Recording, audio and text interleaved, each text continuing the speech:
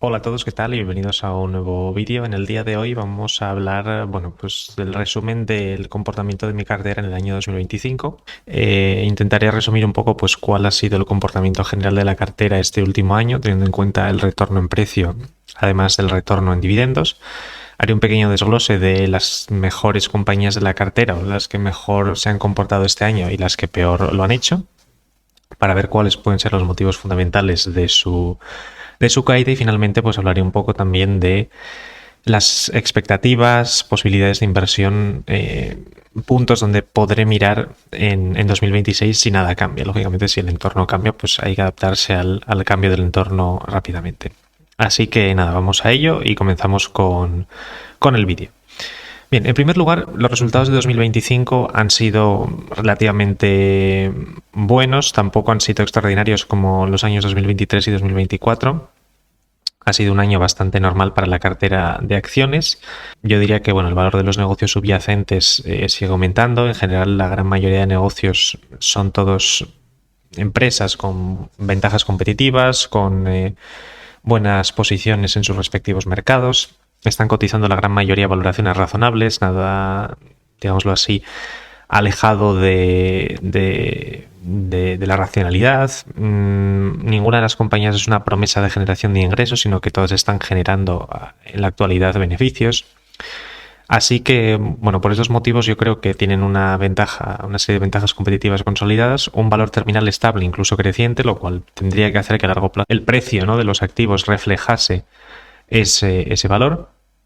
Y algunas empresas, pues sí que es verdad que yo creo que tienen un valor intrínseco más estable, como podrían ser British American o Diageo, en la que la inversión es más una especie de estrategia temporal para explotar una dislocación temporal existente entre precio y valor, ¿vale?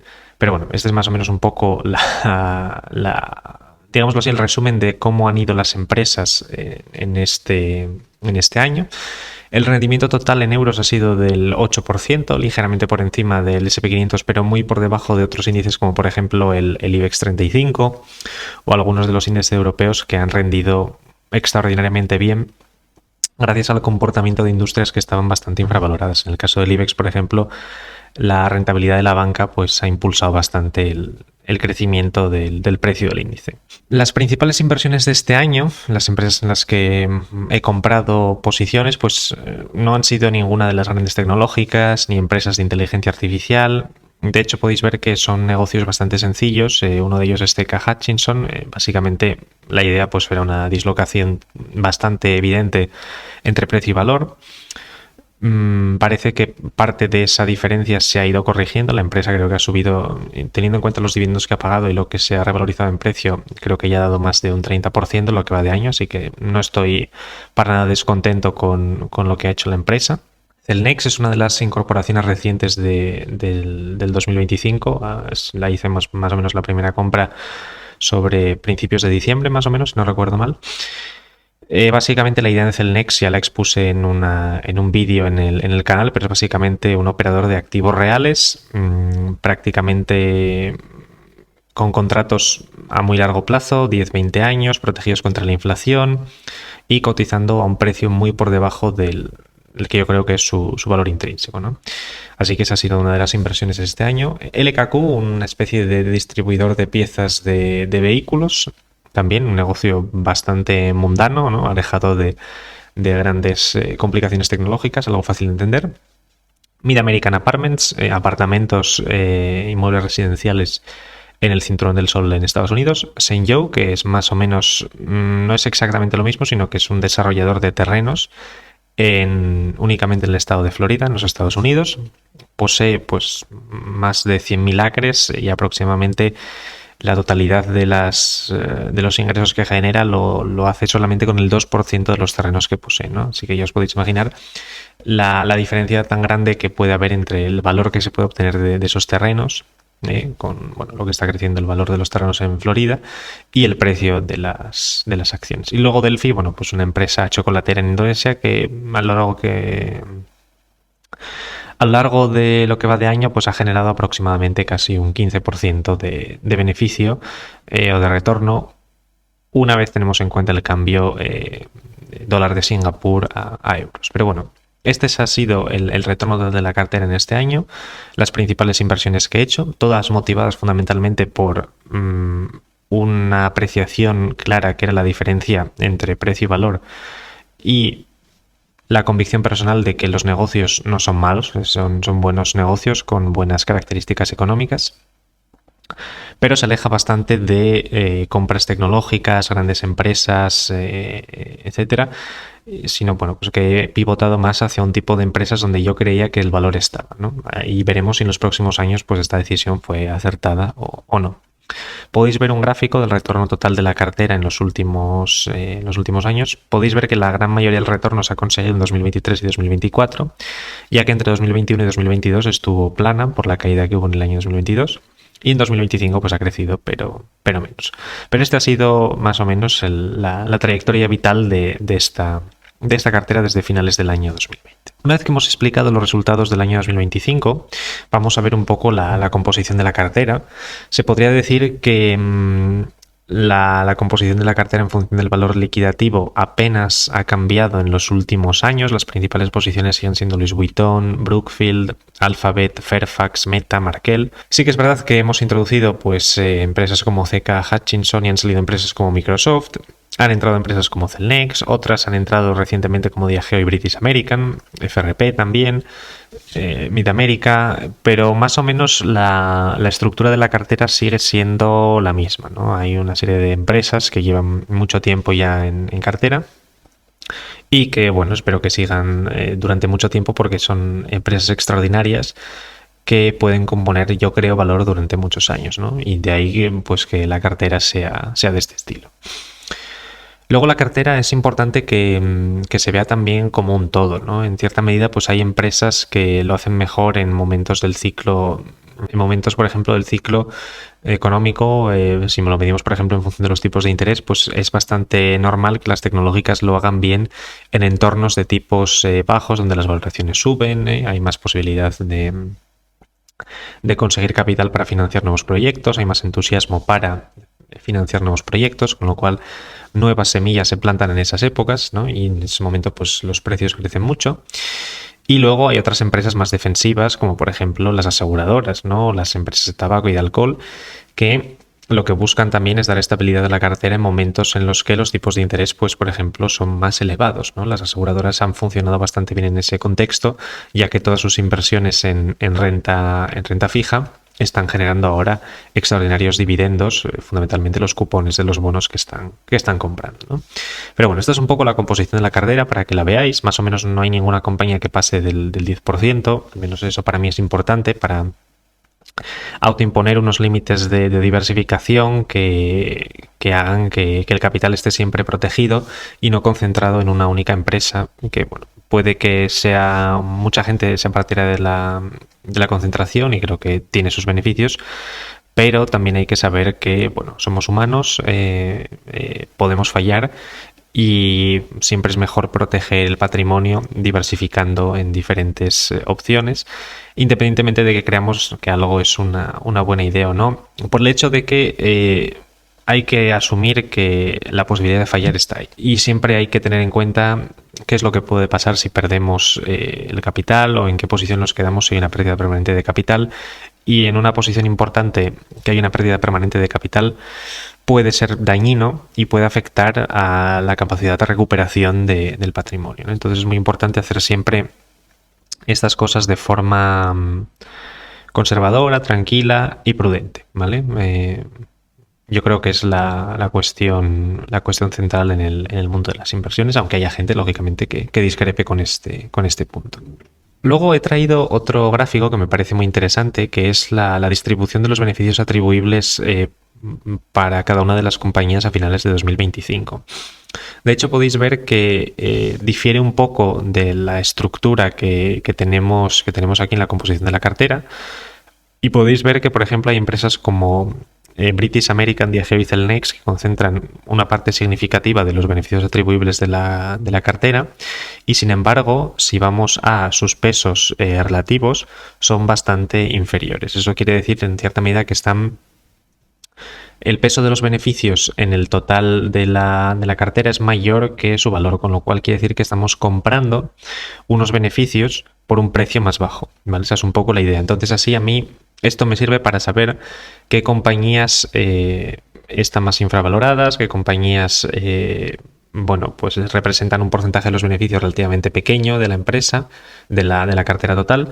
Aunque, bueno, hay que tener también cuidado porque hay empresas como, por ejemplo, FRP, que no reporta unos beneficios extraordinarios y hay que hacer una serie de cálculos normalizados para tenerlos en cuenta, ¿no? Pero esto podría dar una idea de cuáles son las empresas que están más infravaloradas de la cartera y cuáles son las que tendrían que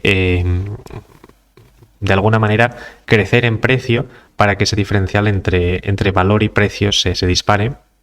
¿Y por qué digo entre valor y precio? Porque hago una asociación directa entre el valor y el beneficio de la compañía, no simplemente poniéndole al beneficio un múltiplo, de tal manera que múltiplo por beneficio llegamos a valor. ¿Vale? Esa es un poco la idea, pero sirve un poco de guía para saber qué compañías están caras y qué compañías están baratas. No en términos absolutos, sino en términos relativos, ¿no? En relación a los pesos que sus beneficios tienen y en relación a los pesos que sus valores liquidativos respectivos tienen. Esa es un poco la idea. Muy bien, pues si pasamos ahora a la división de empresas que han generado mejor retorno, la que mejor se ha comportado este año es Google, ha generado un 60% de retorno total después de haber acumulado, y esto es importante tenerlo en cuenta, una caída del 30% a principios de año. Y el motivo de la caída ha sido exactamente igual al motivo de la subida, la inteligencia artificial. La caída se produjo precisamente por el miedo a que competidores como ChatGPT, fundamentalmente, ¿no? Pero DeepSeek, compañía china, pudiesen arrebatarle cuota de mercado a Google en lo que se refiere al sistema de búsqueda, a recomendaciones en Internet a través de inteligencia artificial. Pero la cosa cambió radicalmente, pues prácticamente en marzo, abril del año 25, cuando Google saca el nuevo modelo de Gemini. Se convierte en una herramienta que gana cuota de mercado de manera significativa a ChatGPT y parece que ha mejorado desde entonces, ¿no? Además, los resultados del buscador han sido mejores que nunca, además de YouTube, y los resultados de la computación en la nube. Los riesgos de la empresa actualmente están en máximos históricos, pues que están desarrollando o están llevando a cabo una serie de gastos de capital altamente elevados por las inversiones que quieren realizar en centros de datos chips para potenciar aún más sus modelos de inteligencia artificial. La principal duda, que también traté en el vídeo que hice acerca de Howard Marks, es si todas estas inversiones masivas van a generar el retorno adecuado o no para la empresa. Al principio parece que Google, en las últimas inversiones en capital que ha ido haciendo desde el año 2020, han ido dando buenos frutos. De hecho, se puede ver en la evolución del beneficio por acción, que ha pasado de $3 en el año 2020 a 10,6 en el año 2025. Pero bueno, hay que ser prudente. Yo en estos momentos no compraría Google, sin ser una recomendación ni de compra ni de venta. Y respecto de la venta, pues me parece una empresa que es buena, que tiene una ventaja competitiva sólida, que tiene la capacidad para convertirse en la líder en el mercado de inteligencia artificial, o una de las líderes, porque tiene datos, tiene escala y tiene sobre todo dinero para hacer estas inversiones y tiene una posición de caja neta considerable. Así que en general me parece una buena candidata, pero bueno, estos precios que está me parece un poco desorbitado. Démonos cuenta que, por ejemplo, actualmente cotiza unas 26-27 veces beneficios, que es un múltiplo bastante exigente, pero si la comparamos con el precio que yo pagué frente a los beneficios actuales que tiene, el múltiplo pagado es de prácticamente 11 veces beneficios, con lo cual hay una diferencia sustancial entre el precio que yo he pagado y el precio actual que se está pagando por la empresa, ¿no? Y a medida que la empresa siga pagando esos beneficios o siga creciendo esos beneficios, pues el múltiplo que yo tengo pues irá decreciendo. Pero bueno, es una de las empresas con las que estoy contento por el retorno y por el comportamiento que está teniendo, ¿no? Luego, sorprendentemente, otra de las empresas que mejor se ha comportado a principios de este año ha sido, bueno, a lo largo de este año, no a principios, British American Tobacco, ¿vale? Combinado con el incremento del precio y dividendo, las acciones de British American incrementaron en un 50% su retorno respecto del precio con el que comenzaron el año. Y podríamos decir, bueno, pues que el buen comportamiento de la cotización ha venido impulsado principalmente por un cambio en la percepción del mercado, más que por una mejora significativa en los fundamentales en los últimos años. De hecho, el negocio no se ha deteriorado con la rapidez que anticipaba el consenso de mercado, ¿vale? La caída de volúmenes a nivel global de la industria no ha sido tan intensa como se esperaba, ha sido de un 2%. Han recuperado cierta cuota de mercado en América del Norte. Sus productos de nueva generación pues están ganando también cuota de mercado y presencia. Así que, bueno, pues luego la empresa tiene la ventaja de que puede subir los precios para compensar la caída en volúmenes y, digámoslo así, el consumidor de tabaco leal sigue comprando el producto porque lo necesita, porque al fin y al cabo es una adicción. Y podemos ver que entre el año 2020 y el año 2025, los beneficios que ha generado la compañía en libras, esto es en libras, han permanecido prácticamente estables, y para el año 2026 la compañía ha comunicado una expectativa de crecimiento del beneficio por acción de entre el 5 y el 8%, apoyada en una parte por una reducción del gasto en capital, porque van a reducir los gastos de capital en los nuevos productos en los que están invirtiendo, y una mejora en la conversión de caja. Así que nada, actualmente British American pues se encuentra cotizando, yo diría, a unas, creo que son unas 15 veces más o menos. No es lógicamente lo mismo que cuando yo la compré, que estaba a 10 veces y cotizando pues creo que era un 8-9% de beneficio de dividendo, de rendimiento por dividendo, o de tasa de rendimiento por dividendo para ser correctos. Así que bueno, la expectativa lógicamente no es la misma. ¿La empresa sigue en una valoración barata para la calidad del negocio que tiene? Yo creo que sí, por eso de momento no vendo la posición. No es lógicamente una empresa que yo quiera mantener a largo plazo, porque el valor terminal de la industria creo que irá decreciendo a largo plazo y no tengo la confianza en los nuevos productos, o vamos por así decirlo, no tengo confianza en el margen de los nuevos productos, al igual que la confianza que uno podía tener en el margen del tabaco. Pero bueno, creo que podemos o puedo seguir explotando esa diferencia entre precio y valor en los próximos 2-3 años, y si ese, digámoslo así, intervalo pues se cierra incluso en el escenario más negativo, pues podría ser un buen momento para cerrar la posición. Pero el retorno en general ha sido bueno y creo que ya lleva pues la empresa, al menos teniendo en cuenta dividendos y retorno en precio, un 60% desde que la compré a finales de 2024. Así que bueno, en general bastante contento porque se ha cumplido la expectativa que yo tenía, ¿no? Que esa percepción del mercado no era del todo correcta, y que, bueno, pues eso ha permitido generar ese diferencial entre precio y valor que los inversores inteligentes han sabido, lógicamente, aprovechar, ¿no? Y la siguiente de las empresas es Shengou, que en este año pues, se ha revalorizado un 30%, principalmente, y esto hay que decirlo también, gracias a la buena marcha del segmento cíclico de la compañía, que es el que se dedica a la venta de promociones inmobiliarias en la costa de Florida. Para que os hagáis una idea, su división de real estate había vendido 20 millones de dólares más que en los 9 primeros meses de 2025 que en todo el año 2024, ¿vale? Así que prácticamente en los 9 primeros meses la actividad inmobiliaria había sido mucho más elevada que en el año 2024. El sector turístico también ha ido bastante bien, sobre todo toda la infraestructura turística que tiene montada alrededor de esas áreas, con campos de golf, hoteles, piscinas, parques acuáticos. Y se puede ver en la evolución de turistas que visitaban el aeropuerto que está muy cerca de los terrenos, que prácticamente yo creo que superará los 2 millones de turistas en el año 2025, un 6% más que en el año 22. Y lo importante es que la empresa aún cuenta con cerca de 168.000 acres de terreno aún sin desarrollar, que no generan ingresos.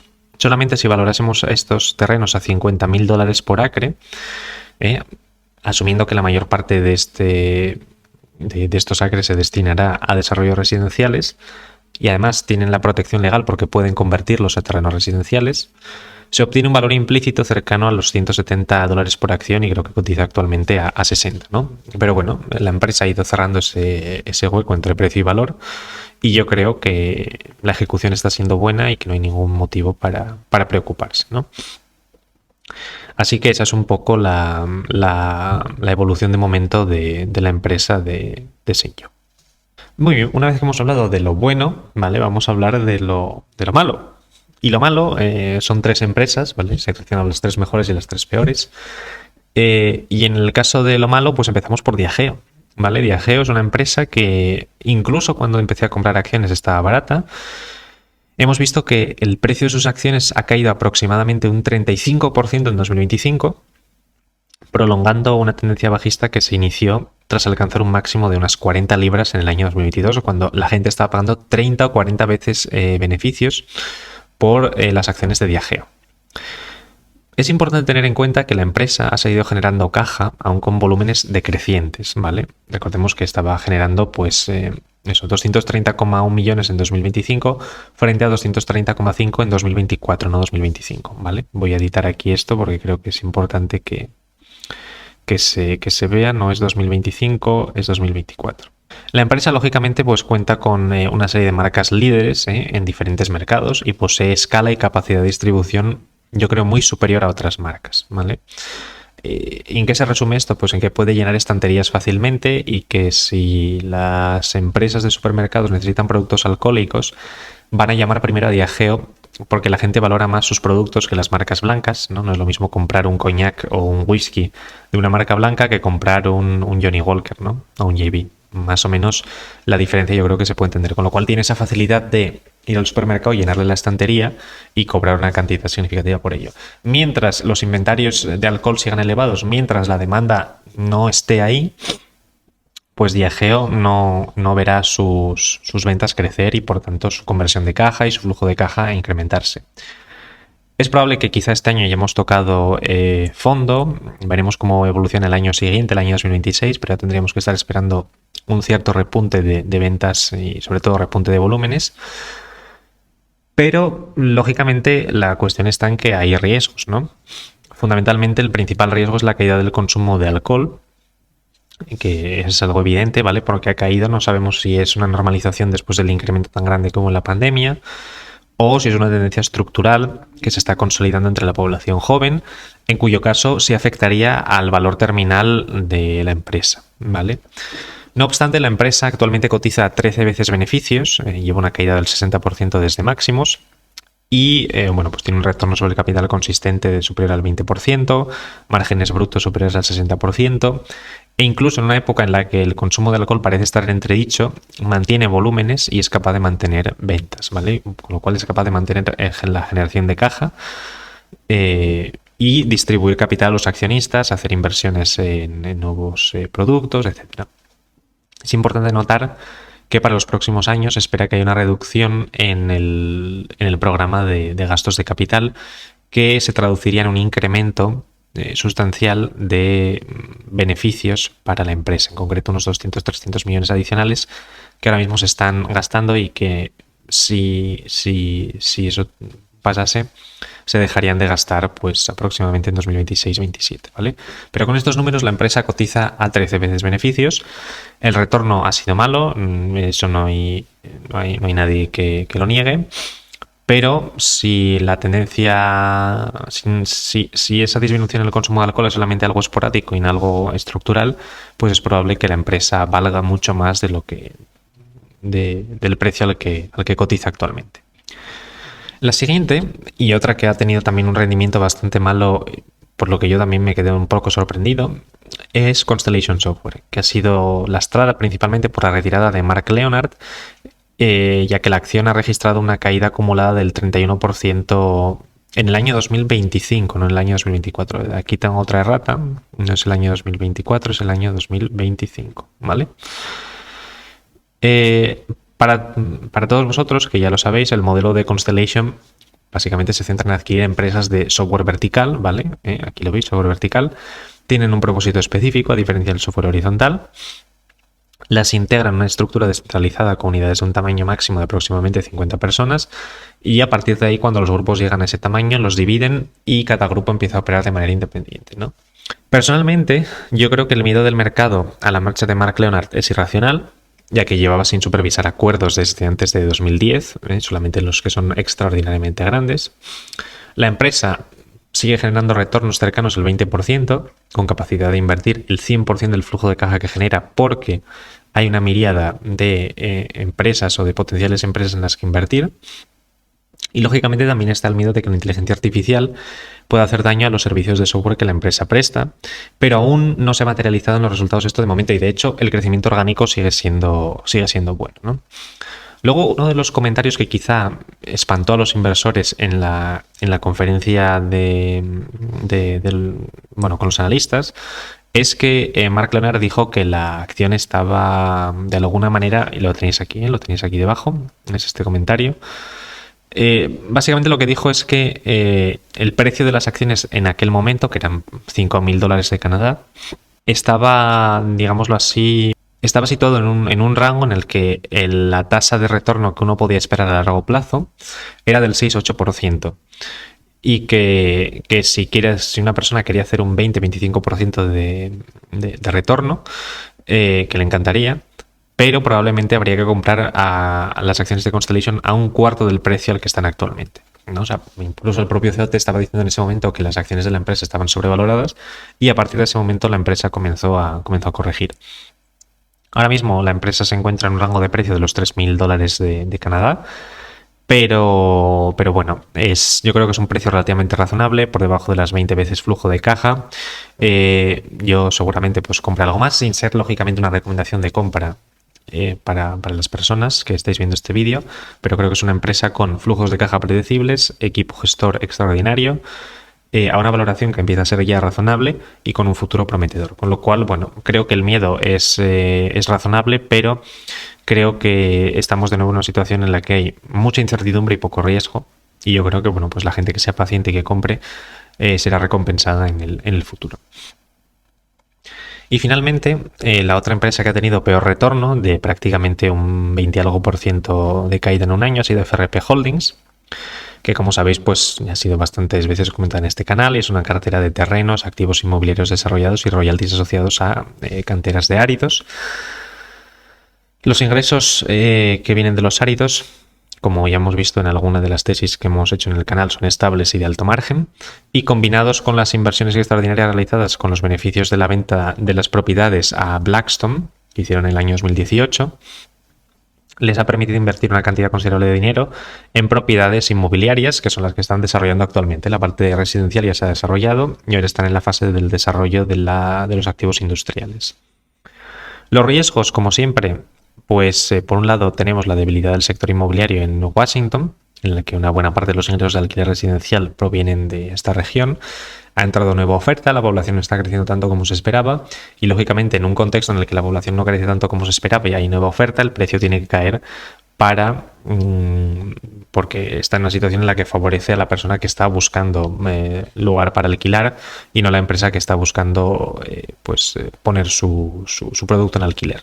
Otra de las debilidades que podríamos tener en los próximos meses es quizá la dificultad para conseguir retornos en las inversiones en naves industriales que han ido realizando, que han ido completando en los últimos meses y que completarán en los últimos años. Yo creo que no es así. El equipo sabe dónde hay demanda industrial. En general, el mercado está pivotando más hacia ese tipo de demanda que hacia demanda residencial, por eso han movido el dinero allí.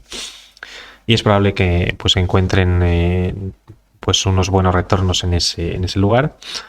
Y bueno, respecto de esto, pues estimo que el valor de las propiedades que producen efectivo actualmente, sin añadir el valor de las tierras sin desarrollar y las participaciones que tienen en algunas de las inversiones conjuntas, es de $30 por acción y la empresa pues cotiza a $22-23, con lo cual es un descuento casi del 30 y algo por ciento respecto del valor intrínseco solamente de las propiedades que producen efectivo, ¿vale?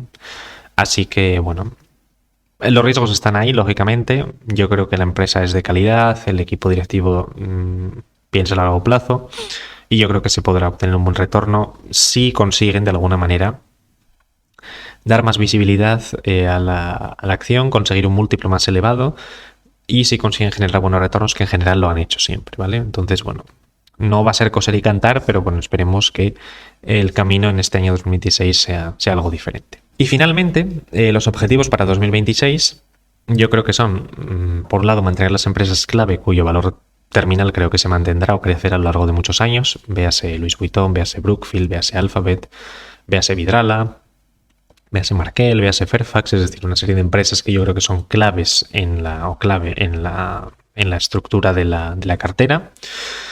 Luego, buscar empresas de calidad en sectores y geografías con sentimiento macroeconómico negativo.